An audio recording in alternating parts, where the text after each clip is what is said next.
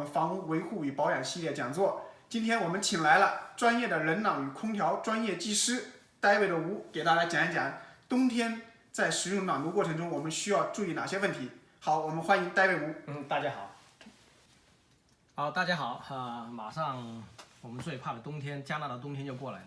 今天我跟大家简单介绍一下，就是暖炉有几种类型。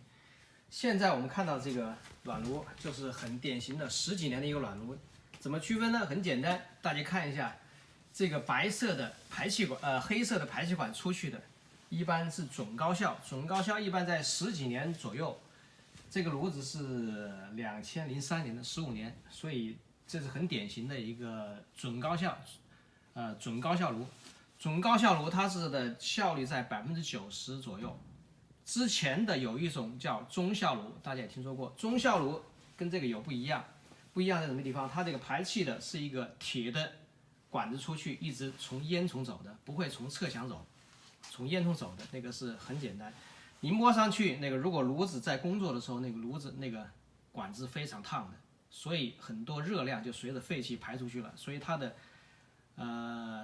那个效率只有80%几左右。好，这个是准高效，大概是90%左右。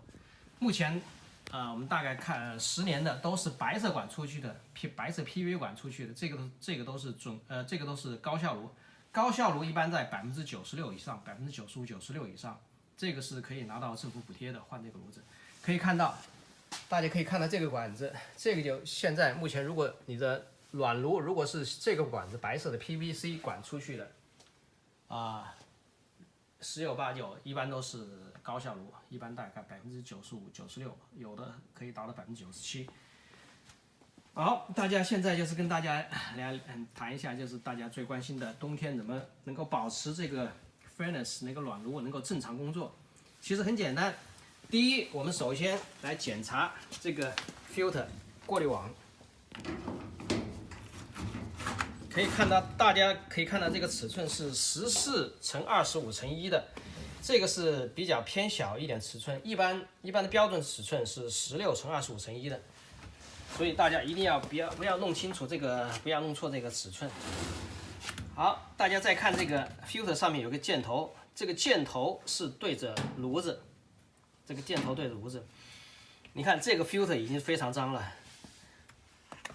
大家一定要注意，一定要保持这个 filter 一个干净。一般正常来讲，那个 filter 一般是3个月，像这种形状的那个只有1寸的，一般3个月换一次。如果家里有宠物或者孩子比较多等等，你可能2个月就需要检查，如果脏了就需要换。如果这个 filter 脏了，很容易出问题。如果 filter 脏 ，furnace 长期如果是工作时间比较长，就像去年的冬天，零下20多度 ，furnace 可能工作2个小时才会停，才会把室内温度加到你设定的温度。这个时候，如果 filter 太脏，这是一个回风，它就阻挡这个风往上吹这个热气，往上吹这个热量，热量就很容易就慢慢的积在这个炉子里面，炉子就会过热，就会停掉，过来保护。然后过了1-2个小时之后，它保护解除，它又会重新启动，这样反复，短时间的反复启动，就是这个 filter 脏了，大家一定要注意，这个很重要。再一个，大家就是在使用的当中，也不是天天，就是有时候过来看一下附近有没有一些漏水的情况。大家可以看到，这个已经是干的，这个炉子已经漏过水，但是已经干掉了。大家看一下，检查一下这个地方，这是排水管，检查一下这个地方，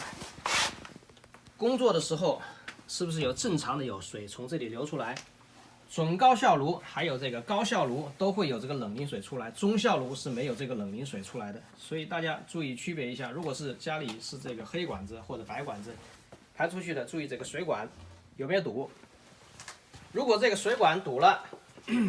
炉子也会出问题，也会不会正常工作的。如果像这种出现一些漏水的情况，大家一定要及时处理，不然大家可以看一下，主板就在下面，主板还有电机，主板是很很脆弱的，如果水漏多了，漏到那个主板上面，主板就会烧掉，一个主板不便宜的。